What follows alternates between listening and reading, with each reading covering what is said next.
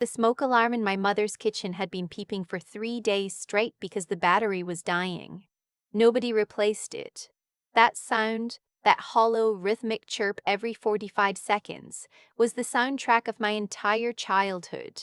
Something broken, something nobody bothered to fix, something everyone just learned to tune out. Everyone except me. I was the one who climbed on the counter at 9 years old to swap out the battery.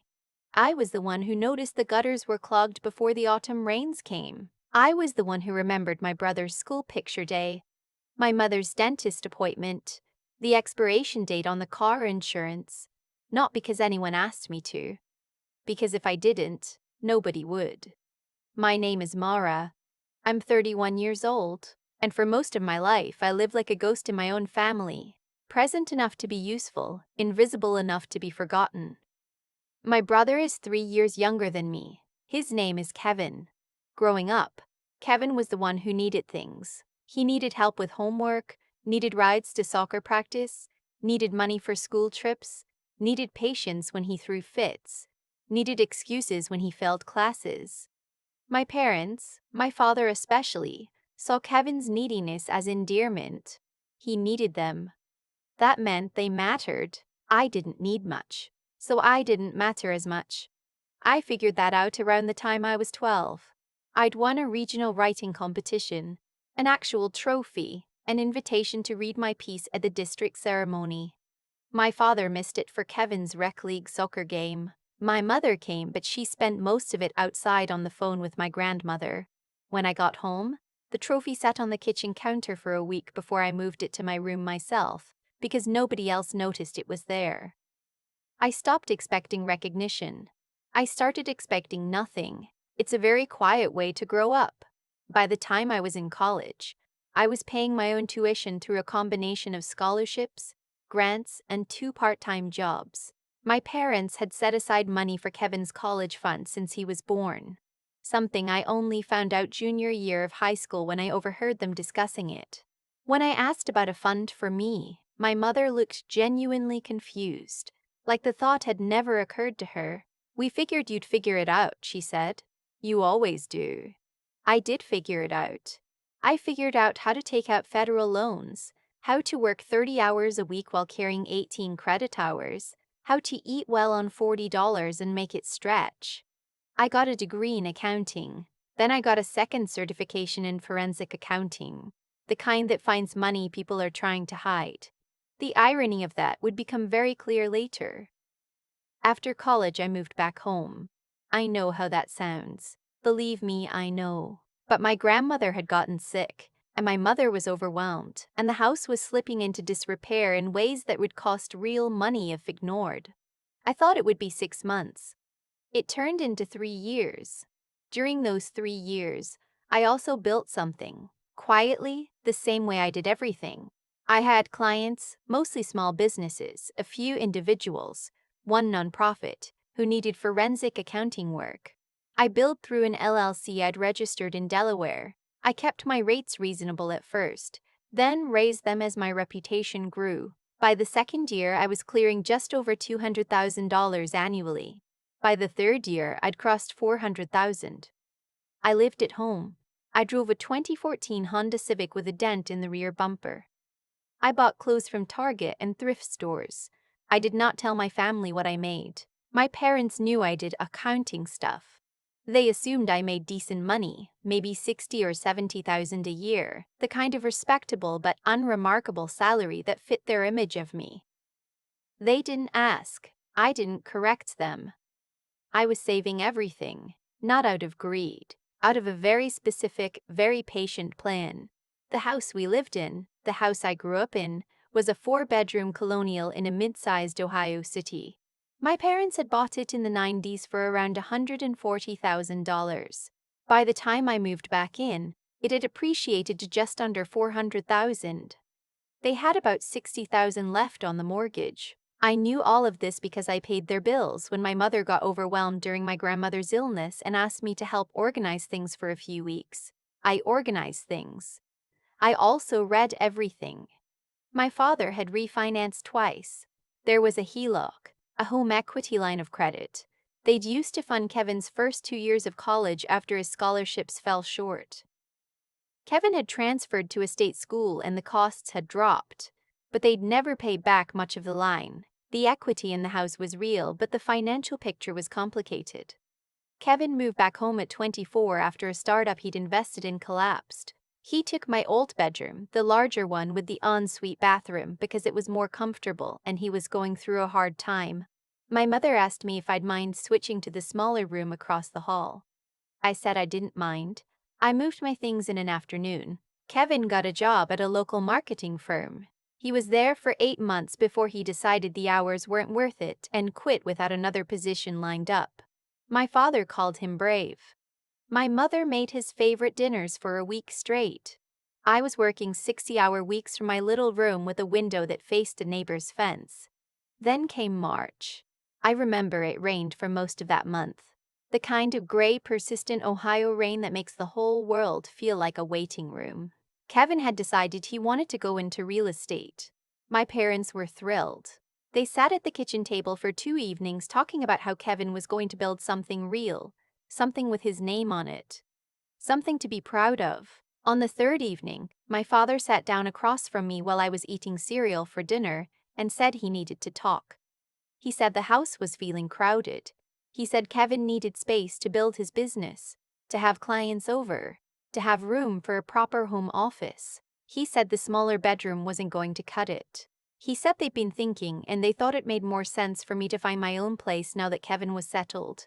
He said it exactly like that, now that Kevin was settled. Kevin, who had quit his job. Kevin, who had quit his job. Kevin, who had no clients. Kevin, who was going to need the bigger room, my original room, back, which meant I would need to move out entirely because there simply wasn't enough space. I put my spoon down. I asked how long I had. My father said 2 weeks would be fair. I did not cry. I did not argue. I said okay and went back upstairs to my small room facing the neighbor's fence, and I sat on the edge of my bed and I thought about every battery I had ever replaced in that house, every bill I had ever organized, every hour I had ever given quietly to people who were now giving me 2 weeks to leave. Then I opened my laptop and got to work. The first thing I did was call my bank. I had 2 accounts, my operating account for the LLC and a personal savings account. Combined, I was holding just over $900,000 in liquid assets. I also had investments, but I wasn't going to touch those. The second thing I did was call a real estate attorney I'd worked with on a client's case. Her name is Susan. I told her I was looking to buy a property quickly and that I wanted to understand the process for purchasing a distressed or owner-sold property directly. The third thing I did was pull up the public property records for my parents' house. Here's what I knew going in. My parents loved the idea of money more than they understood it. My father had talked about the house as their biggest asset for years. He genuinely believed it was worth more than it was. In his head, that house was $500,000 of pure equity, his retirement, his legacy. He'd never had it properly appraised. He'd never looked at what the HELOC had actually cost them over the years. I knew the real numbers. The house would appraise around $390,000. They owed approximately $112,000 between the mortgage and the remaining HELOC balance. Net equity, roughly $278,000. Not nothing. But not what he thought. I also knew something else. Kevin needed money to get his real estate license, take his courses, set up an LLC, market himself. He'd asked my father about it at dinner 2 weeks before. My father had said they'd figure something out. They were thinking about a home equity loan. I let that sit for a few days. I went through the motions of apartment hunting. I even toured 2 places, mentioned it casually at dinner, watched my father nod with satisfaction. I needed them comfortable. I needed them thinking I was doing exactly what they'd asked. Then I made my move. I created a simple, clean LLC, a consulting and acquisitions company. I gave it a name that sounded appropriately corporate, Aldrin Capital Group. I had business cards printed. I set up a legitimate-looking website. This was not a fake company.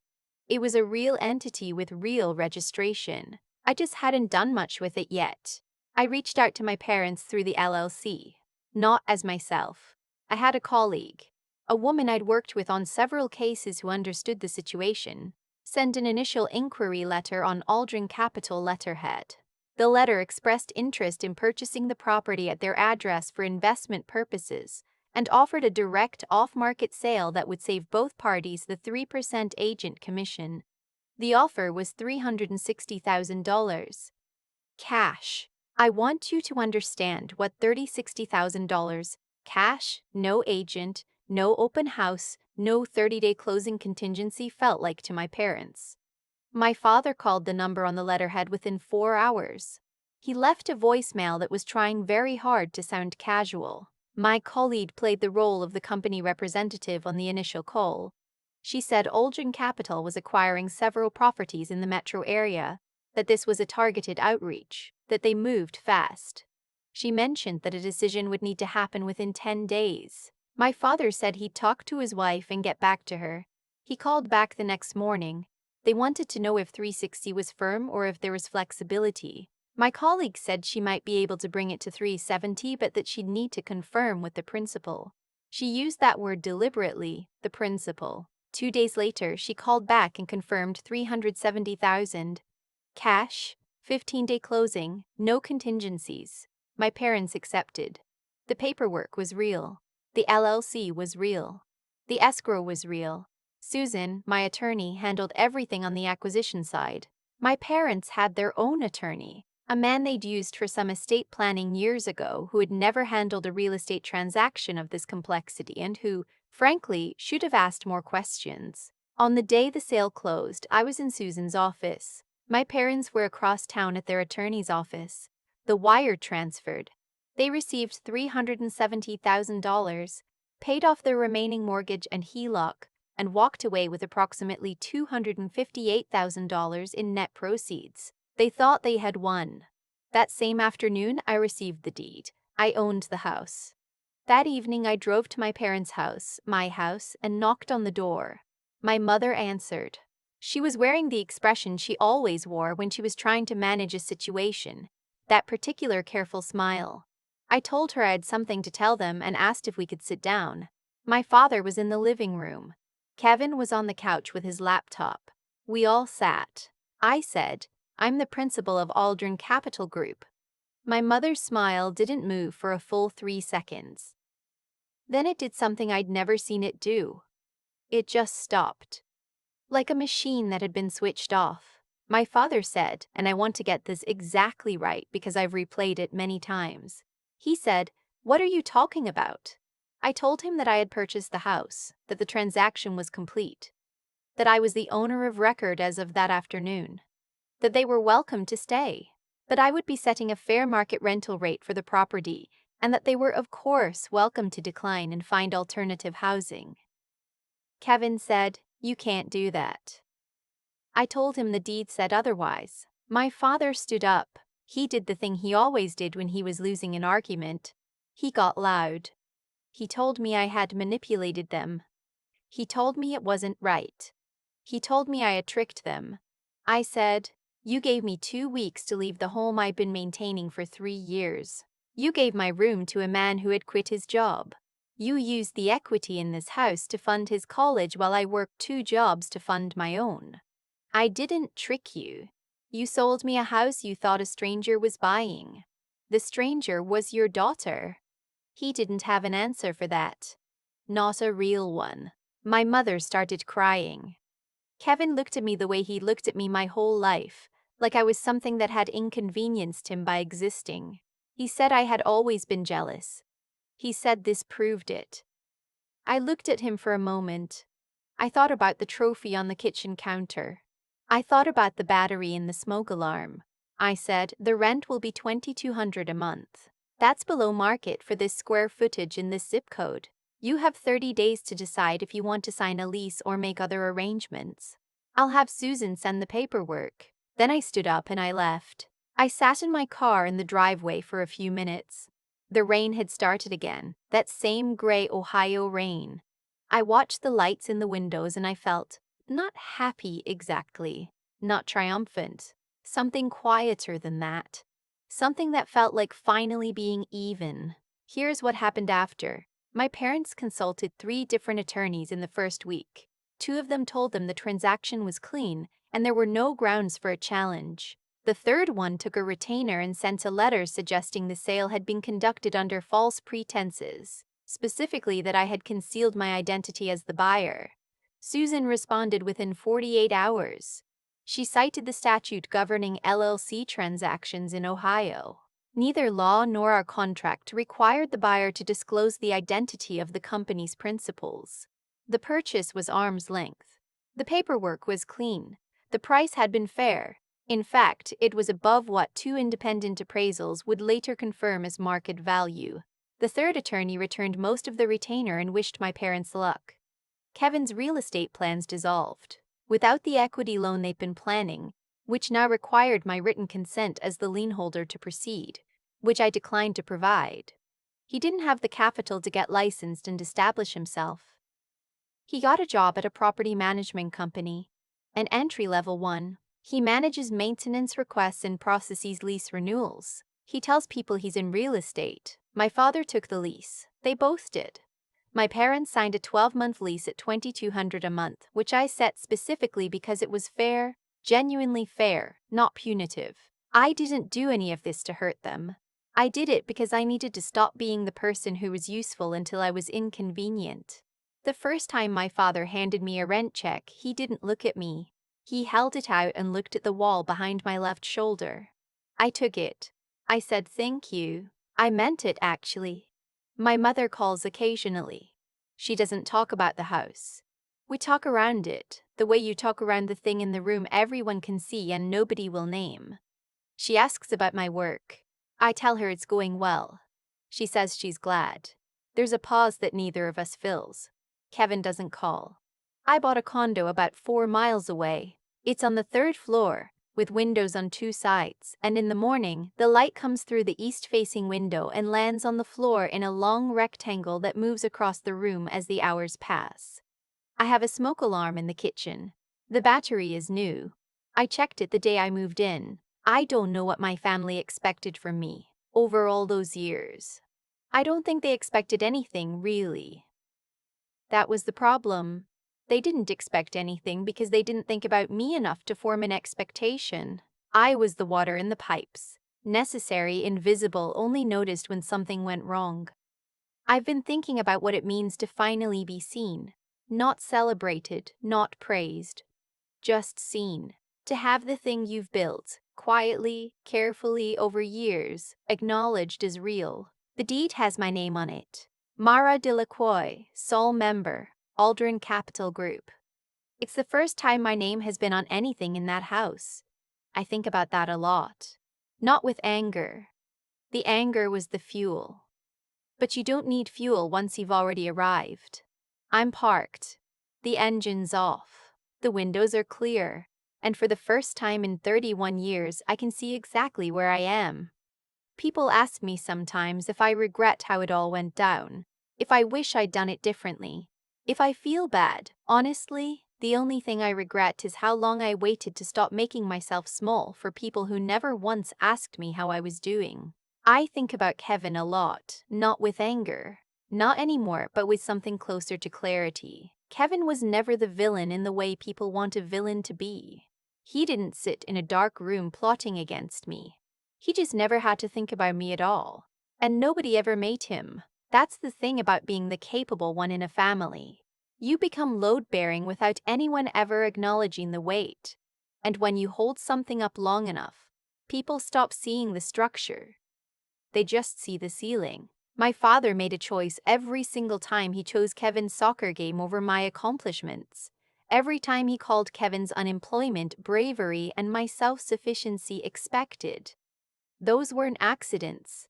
Those were decisions, small ones repeated over years, that built a very specific kind of architecture in our family. An architecture where I was the foundation and Kevin was the window everyone admired. What I've learned, not from a book, not from a therapist, though I have one and she's excellent, is that cause and effect doesn't skip people. It doesn't. Every choice has a shape, and over time, those shapes stack up into something you either own or something that owns you. My parents made choices for 30 years that said, Mara will handle it. Mara doesn't need anything. Mara can figure it out. And the effect of that, compounding quietly like interest in an account nobody checked, was a daughter who figured out exactly how to buy the house out from under them. I'm not proud of the poetic justice of it. I'm proud of the discipline it took to get there. The years of working when I could have been resting. The choice to live simply when I could have spent freely. The decision to keep my financial life private, not out of deception, but out of self-preservation in a household that had already demonstrated it would use whatever I gave them to take more. That instinct was right. It wasn't paranoia. It was pattern recognition. Mara didn't do what she did out of cruelty. She did it because she finally understood something that took 31 years to learn. Your worth is not determined by how useful you are to people who take you for granted. Intelligence without ethics is just manipulation. Strength without direction is just endurance. But when you combine a sharp mind with a clear conscience and the patience to wait for the right moment, that's not revenge. That's resolution. The rent check my father hands me every month isn't about money. I don't need the money. It's about reality being named. It's about the thing that was always true finally being visible. I was here. I contributed. I built something. And the only difference between then and now is that now my name is on the deed. I replaced the smoke alarm battery in my condo the day I moved in. Nobody asked me to. Nobody will notice if I don't. But I did it anyway, because that's who I am, and I'm done apologizing for it.